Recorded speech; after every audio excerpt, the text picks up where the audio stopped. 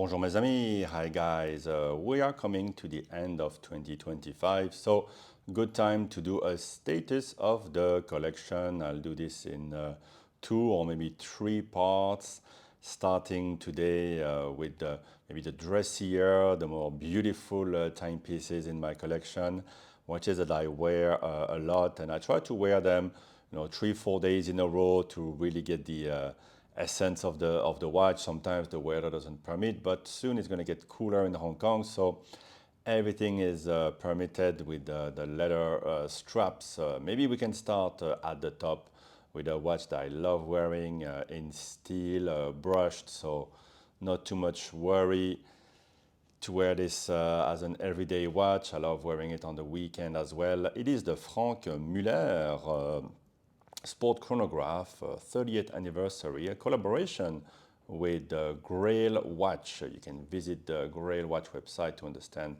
a bit more. There's a couple of different versions.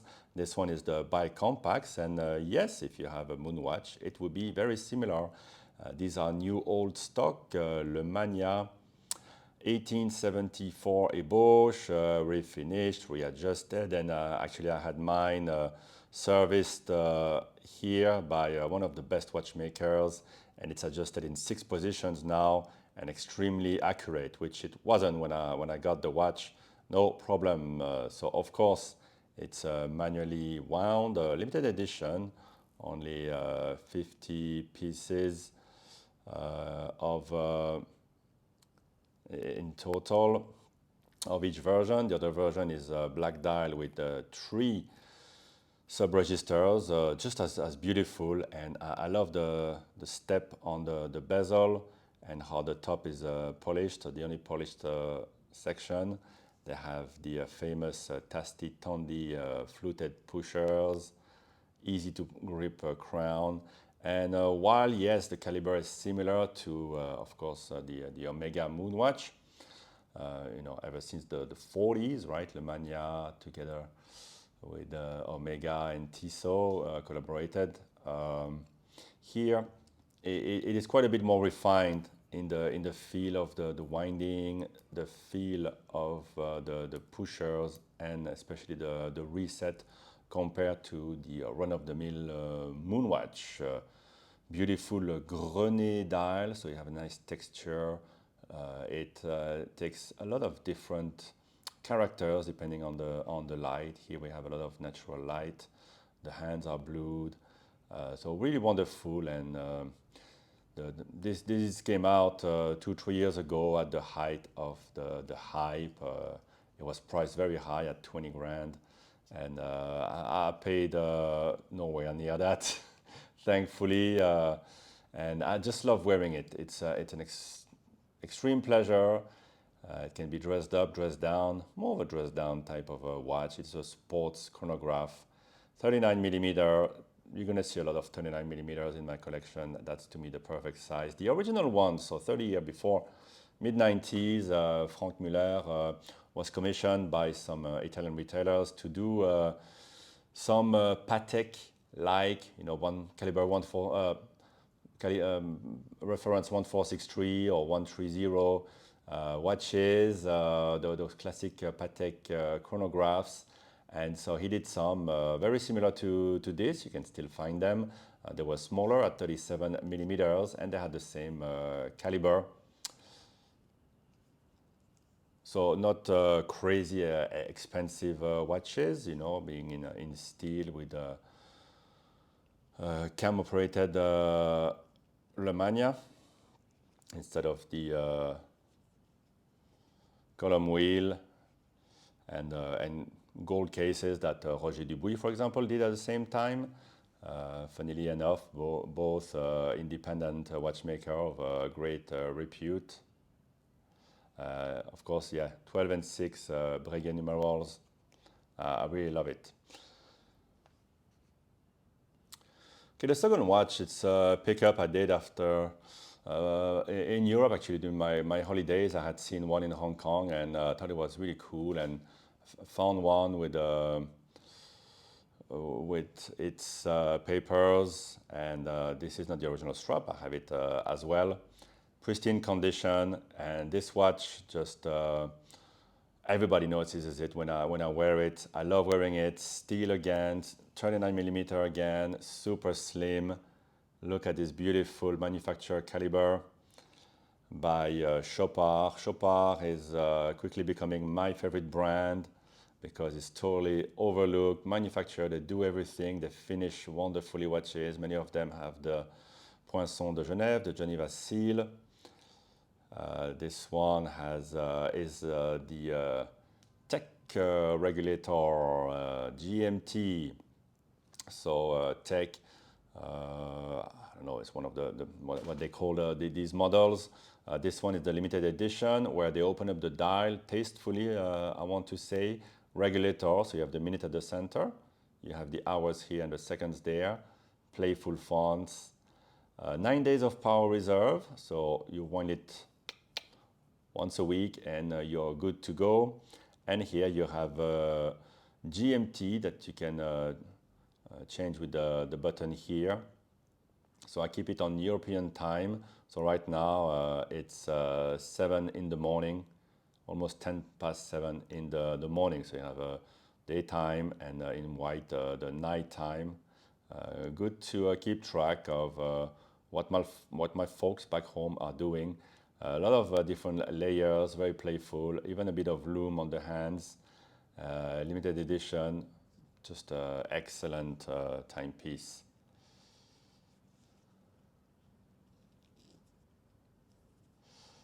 And the other pickup, major pickup of this year, sort of the game over watch for an Omega fan at least, but I think for, even if you don't love Omega, 39mm and platinum, this is the, yeah, there is a AR coating.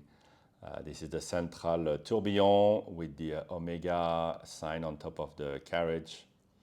The hands are on sapphire discs. You see a beautiful dial with the guilloche finish, classic look. The wheel at the back is to change the time. And it was another great pickup at a great price. And the winding is done backwards. I can wind it for you so you can get a bit of the animation of that tourbillon. And of course it's an Omega, so you can basically wear it every day. So Omega were the first to do the central tourbillon. You can also get a handmade one by Beat Haldiman, an independent, doing everything by hand, but he was not the first to do it. This is the second iteration of that type of complication for Omega, and the third one is in the shops right now for, I think we're above the $200,000 US, that is. I paid a much better price for this one, and I prefer this one because the new one is 43mm. So yeah, this is Apex watch, and this one here, if I have to choose between Patek Calatrava and this, I prefer this. I can wear it more every day. It's more interesting, catches the eye. Of course, the Calatrava is beautiful, super classic, but I like to have something different. That's why I like Chopard a lot, and there's a few. I can do another video about that. Maybe at the end of this SOTC, I'll talk about it. There's a few Chopard that I'm looking for. Tough to find. I hope to find them at a good price. So yeah, I had a great price for this, great price for this, great price for this. That's the way to go. I had to pay up a bit to get into the fourth watch, the Atelier Haute Complication, first watch from that brand. We are still waiting for the tourbillon, of course, from the watchmaker Vladimir Victor Nego, who worked many years with FP Journe, and you can of course see a bit the influence, not only in the look of the case, in the playfulness of the dial, the will to create a design language, but also the wide channels within the caliber, which is a brand new architecture, fully integrated complication. This one here is a dual time. The caliber is in German silver for this watch. And since then there has been, this is the original run, there has been a few, and there still are coming out, a few limited editions, different colors, different metals, but this is the one, and it's still my favorite. So you very easy to use, just like a journe. You wind, the watch goes, you pull, and in one direction you can adjust all indications. So let's say that the other time zone I'm tracking is Belgium. Let's say it's 10 in the morning, or let's put it at night so you can see both the day sky and the night sky. There you go, you have the moon, 7 in the morning over there, 8 in the morning, let's say. And there you go, let's say it's 8 in the morning. And when you turn the other way, you can adjust your local time. Or you can just adjust everything to the same time, and then when you travel, you can simply adjust the new local time, and you keep your time back home. That's typically how you're supposed to do it, but for me I use this more like a GMT, very slim, 41 millimeter. It wears great, very short lugs. Yeah, it's unlikely I will ever get a jaune for myself, so this is a bit of a proxy, but different enough to be legitimate. From a disciple of FP Jaune. Next we gotta have a spring drive, gotta have a Grand Seiko, and this is my favorite, super slim from the Elegance collection with a beautiful textured dial, of course, and wonderful bracelet. Man, this is always say this is the watch where they listen to everybody, to all the comments. There's no power reserve at the front, it's put at the back. It comes with an integrated beautiful bracelet, so comfortable, you can wear it all day long, doesn't need any adjustment. Pebble shape case that you would see from independents like Laurent Ferrier, for example.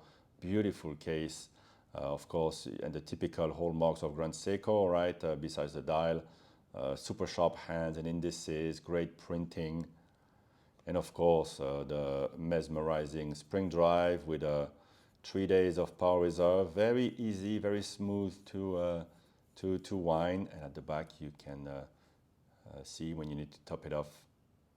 It's a beautiful watch to look at from the back as well, all those little jewels and the wheels.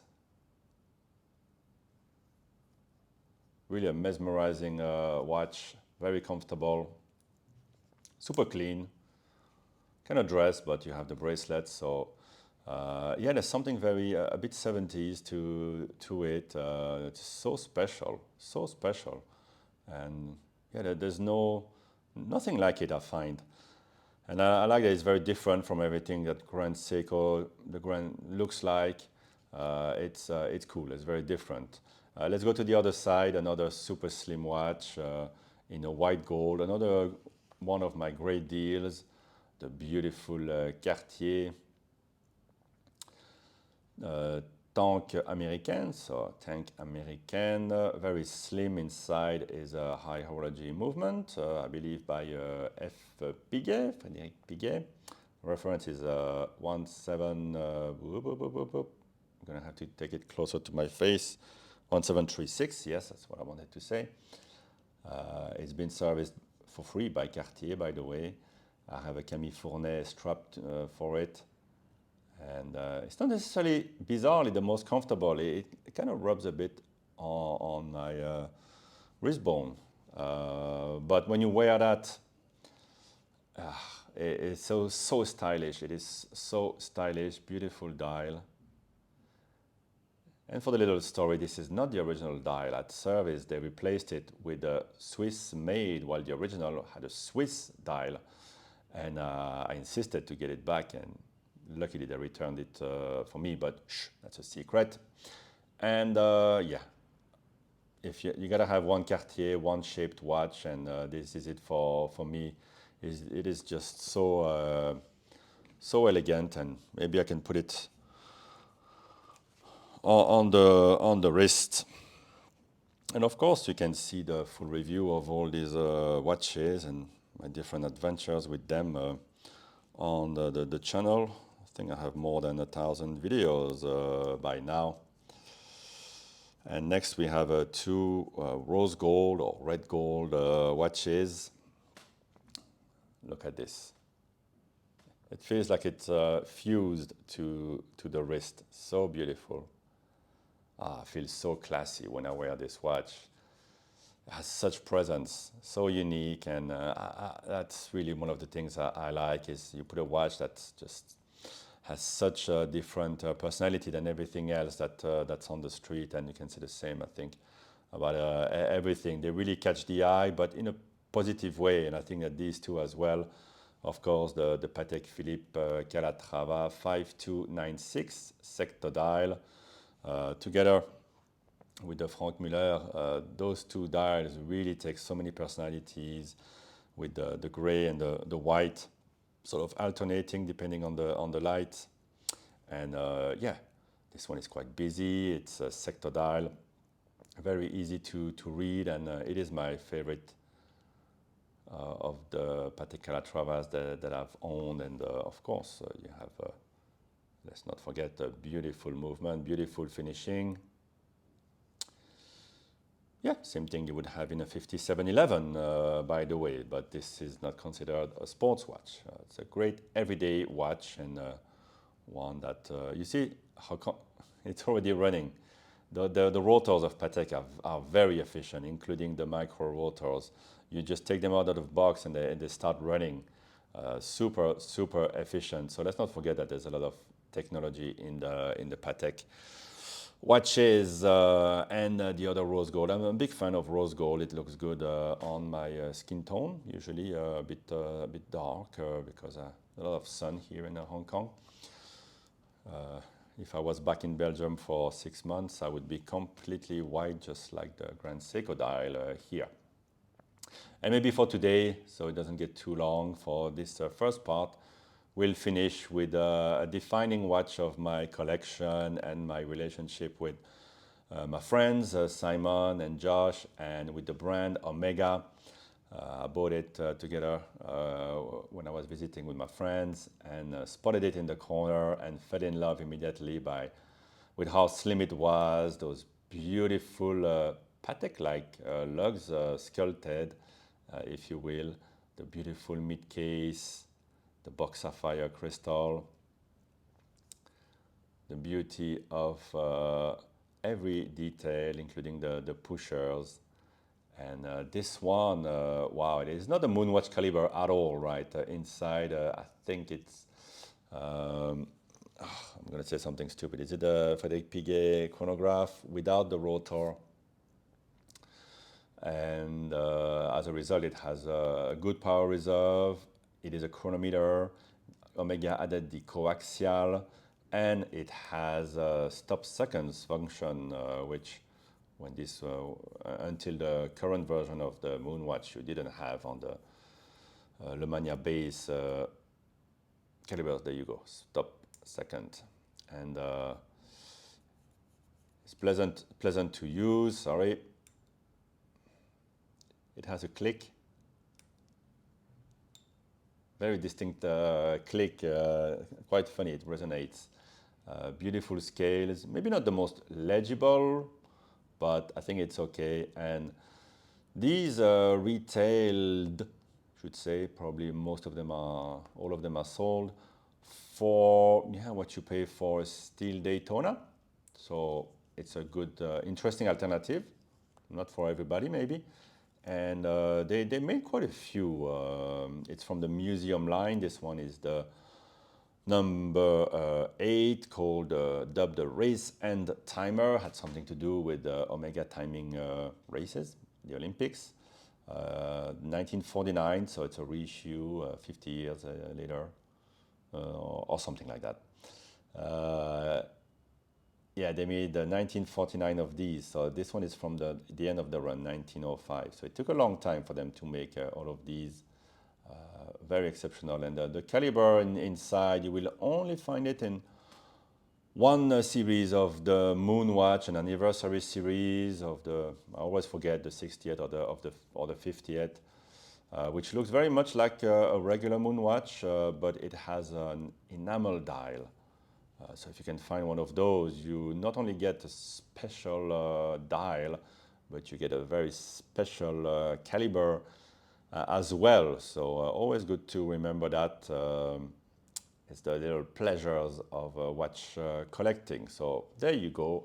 I'm going to keep this beautiful Cartier on the wrist to say thank you for watching, and see you in part 2. I don't know when I will do it. I need to get all the watches back home in the watch box. Bye bye, guys.